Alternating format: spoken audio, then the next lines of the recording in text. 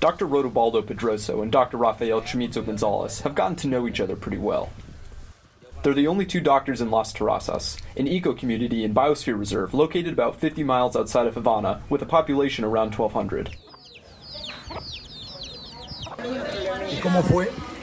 Dr. Pedroso has lived here for more than 30 years, so he knows the other residents pretty well too. But the personal attention he gives them isn't the only unique aspect of medicine at Las Terrazas. Here, the doctors rely heavily on medicinal plants grown on site to treat a variety of illnesses. I know any of the plants behind you are poisonous. But we can use them in a certain way, just you have to find out how we can use them. But we have to wait, we have to make research, we have to study. Tipo respiratorio o resfriados de tipo digestivo. The Turpentine Tree, nicknamed the Tourist for its red, peelable bark, is one such plant. Its bark is boiled in water, which the people drink to cure colds, and its leaves are ground up to treat rashes on the skin. En la piel.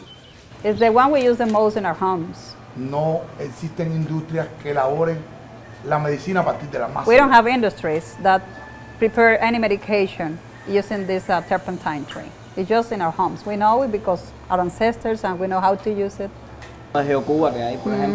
In Cuba, plant-based medicine is much more than just something that people practice in their homes. Since 2009, the Cuban government has been putting resources into furthering research in the field. Okay, so we have in Cuba a group of scientists that they made research about it, biotechnology. They are in charge through many people about making research for the new plants and the use of those plants, how they can use it. Then they take the list of those plants and send it to hospitals or to clinics where they can use them. Que la cual la usamos principalmente en las enfermedades de la piel. Cubans utilize many different plants for their medicine. The leaves of the guava plant treat rashes, oregano can be used to help with anxiety and stress, and mint can be used to ease digestive problems. You made infusion. And the way for making infusion is you cannot boil the plant, you just boil the water. And after 3 minutes boiling the water, you turn off the fire, add the leaves and cover it for maybe 20, 30 minutes, and then you drain the infusion.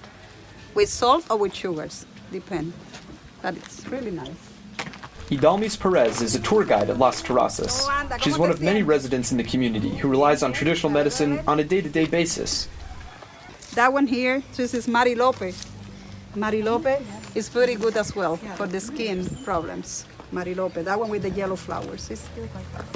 Everywhere you walk around, you have a plant that you can use. She points out anise, a leafy plant used to purify the blood and treat diabetes. They have a beautiful heart shape, the leaf, but when you crush a little bit the leaf, you can smell it. The people of Las Terrazas are surrounded by natural resources, as beautiful as they are useful. I see just nature and medicine and infusions. I see everything because it's the most we got here. It's beautiful. Cubans who live in the city and can't grow their own plants turn to organic farms like this one, run by Isis Salcines, an organic farmer. Then here we're growing many kind of medicinal plants.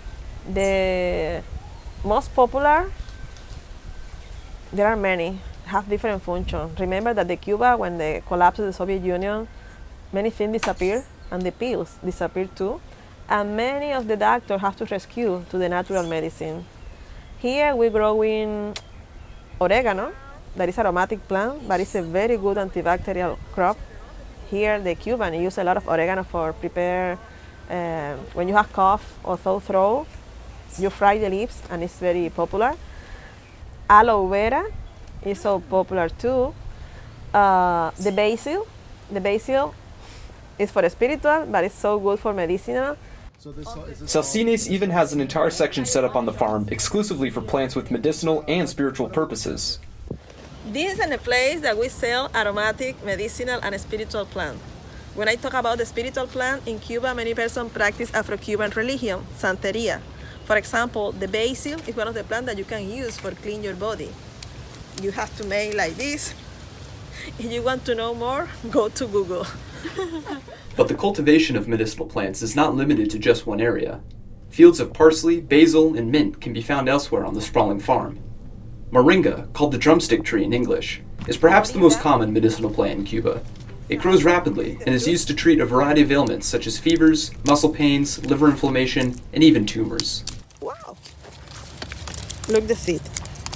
The seed is very good too. The people take like pills, swallow because exists now in Cuba. We have in a pharmacy in Vedado that start to sell moringa dry, moringa with the leaves, moringa in the seed.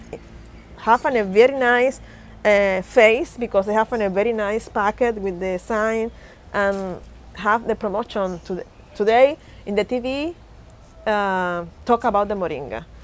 From developments in research to television ads, plant-based medicine is gaining sophistication here in Cuba. And in order for the island's renowned healthcare system to thrive, that will probably have to continue. Reporting from Havana, Cuba, I'm Seamus McAvoy.